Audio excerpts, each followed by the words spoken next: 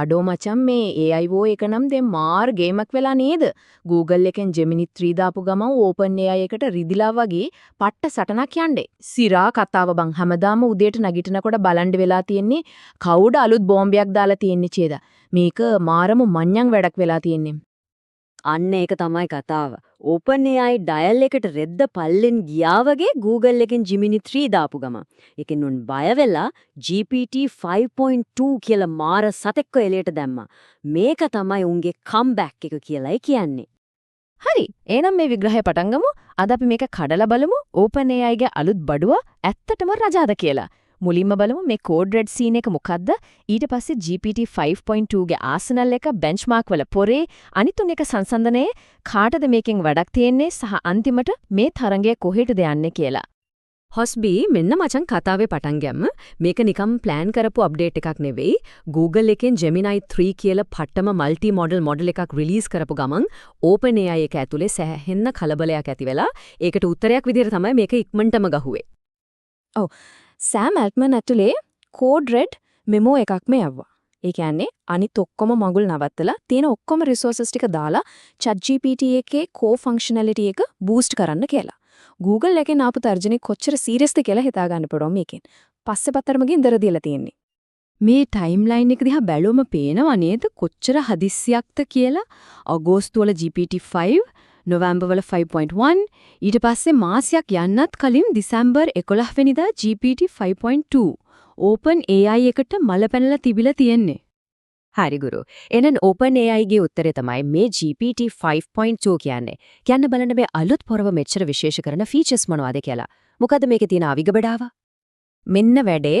එයාලා මේක ටියර්ස් 3කින් එළියට දාලා තියෙනවා. GPT 5.2 instant කියන්නේ නිකම් 3 wheeler එකක් වගේ පොඩි එදිනදා වැඩවලක. thinking කියන එක තමයි කාර් එක, balance එක, pro කියන්නේ ඉතින් Formula 1 කාර් එක, උප්පරිම power එක.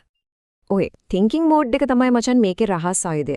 ඒකෙදි වෙන්නේ AI එක උත්තරේ දෙනවට කලින් ඇතුලෙන් හැමදේම plan කරනවා step by step. ඒක නිසා වැරදීම් අඩුයි reasoning පට්ට. ඒ කියන්නේ ඒක කෙලින්ම උත්තරේට පනින්නේ නැතුව ප්‍රශ්න විසඳන්න ඕන පාර මුලින්ම හදා ගන්නවා. අම්මට හුඩෝ 4 ලක්ෂයක් ටෝකන්ස්. ඒ කියන්නේ මචන් එක පාර පොත් රාක්කයක්ම කියවන්න පුළුවන් වගේ වැඩක් නේ. මේ context window එක නිසා කරන්න පුළුවන් දේවල් නම් පිස්සු හැදෙනවා. හරි. දැන් තමයි අසල් ගේම පටන් ගන්නේ. වෙලාව හරි main event එකට. අපි බලමු GPT 5.2 අනිත් තරඟකරු ඉස්සරහ කොහොමද perform කරන්න කියලා. benchmark සටන පටන් ගත්තා. ගින්දර වැඩේ ගේමක් යන්නේ. මේ chart එක බලන්න. මේක පොඩි පැනීමක් නෙමෙයි abstract reasoning වල ඒ කියන්නේ ඇක්ටටම හිතලා ප්‍රශ්න විසඳන හැකියාවේ GPT 5.1 තිබුණේ 17.6යි. GPT 5.2 එක පාරටම 52.9ට පැනලා. මේක මාරම පිම්මක්. යකෝ 200ක ඉම්ප්‍රූව්මන්ට් එකක්ද? මේක නම් විහිළුවක් නෙමෙයි. ඒ කියන්නේ කලින් එකට වඩා 3 ගුණයක විතර හැකියාවක්. real intelligence පැත්තෙන් මේක මාරම දෙයක්.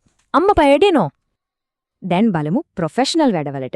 GDP වෙල් කියන බෙන්ච්මාර්ක් එකේ GPT 5.2 එක 70.9ක් ස්කෝර් කරලා තියෙනවා. ඒ කියන්නේ නීතිමය ලියවිලා ග්‍රාෆ්ට් කරන එක වගේ එක්ස්පර්ට් ලෙවල් වැඩ 10කින් 7ක්ම හරියට කරනවා. Claude Opus සහ Gemini 3 Pro දෙන්නම පස්සෙන් ඉන්නේ. කෝඩ් ගහන එවුන්ටනල් මේක එලකිරි නිවුස් එකක්. SW Bench Pro ටෙස්ට් එකේ Gemini 3 Pro එකට වඩා 12.3කින් ඉස්සරහින් ඉන්නවා කියන්නේ ඩෙවලොපර්ස්ලට මේක පැහැදිලි වින් එකක්. කෝඩින් කරන ඕනම කෙනෙකුට මේක පට්ට වාසියක්. හරි GPT 5.2 benchmark ගොඩක් දිනුවත් මේක simple knockout එකකින් ඉවර වෙන සටනක් නෙමෙයි. කතාව ඊට වඩා සංකීර්ණයි. අපි බලමු විනිසුරුවරු ලකුණු දීලා තියෙන්නේ කොහොමද කියලා round by round. මේ ටේබල් එක තමයි tail of the tape එක. GPT 5.2 reasoning professional documents coding වගේ දේවල් වලට ගින්දර. හැබැයි Gemini 3 Pro එක video multimodality සහ ලොකු documents ඒ කියන්නේ 1M tokens වලට තාම රජා. ඒ කියන්නේ හොඳම මොඩල් එක තීරණය වෙන්නේ කරන්න ඕන වැඩ යනුව. එක එකට එක විදියට අරින්න පුරුවන්. හරි. එහෙනම් මේ සෙක්ෂන් එක තමයි practical takeaway එක. අපි දැන් බලමු අපේ වැඩවලට හරියන AI එක තෝරගන්නේ කොහොමද? මොන ෆයිටර්ටද ඔට්ටු අල්ලන්න ඕන කියලා. මේක හරිම සරලයි. software development, professional documents හදනවා නම් abstract problem solving වලට GPT 5.2 තමයි හොඳම. හැබැයි video analysis, 1M tokens වගේ ලොකු documents process කරනවා නම් Google ecosystem එකේ යත එක්ක වැඩ කරනවා නම් Gemini වගේ competitor කෙනෙක් තෝරගන්න වෙනවා. ඉතින් මේ සටන මෙතනින් ඉවර වුණාට AI යුද්ධය ඉවර නෑ. ඒක ඉස්සරට වඩා වේගයෙන් දැන් දුවනවා. මීළඟ සීසන් එක දැනටමත් පටන් අරන් ඉවරයි. හොස්ට් ඒ OpenAI ඩයල් එක දෙනටම ඊළඟ පියවර ප්ලෑන් කරලා ඉවරයි. Geminiගේ ස්ට්‍රෙන්ත්ස් වලට කවුන්ටර් කරන්නේ image generation, context window එක ලොකු කරන එක, project garlic කියලා fundamental re-architecture එක, සමහර විට video input වගේ දේවල් 2026 එනවා. ඔන්න නිකන් ඉන්නේ නෑ.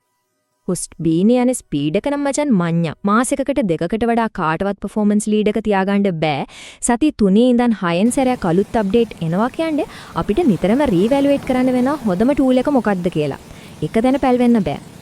ඉතින් හැම මාසෙම වගේ අලුත් දෙයක් එනකොට 2026 AI race එක දිනන්නේ කවුරු වෙයිද? OpenAIද, Googleද නැත්නම් වෙන කවුරු හරි අලුත් පොරක් මොතු වෙයිද? මට නම් හිතන්නේ දිනන්නේ අපි මචං. මේ තරම් එනිසා අපිට පට්ටම ටූල්ස් හම්බෙනවා. හැබැයි ඊළඟට එන AGI එකෙන් අපේ ජොබ්ස් ටිකත් නැති වෙයිද දන්නේ නැහැ. බලමු මොකද වෙන්නේ කියලා.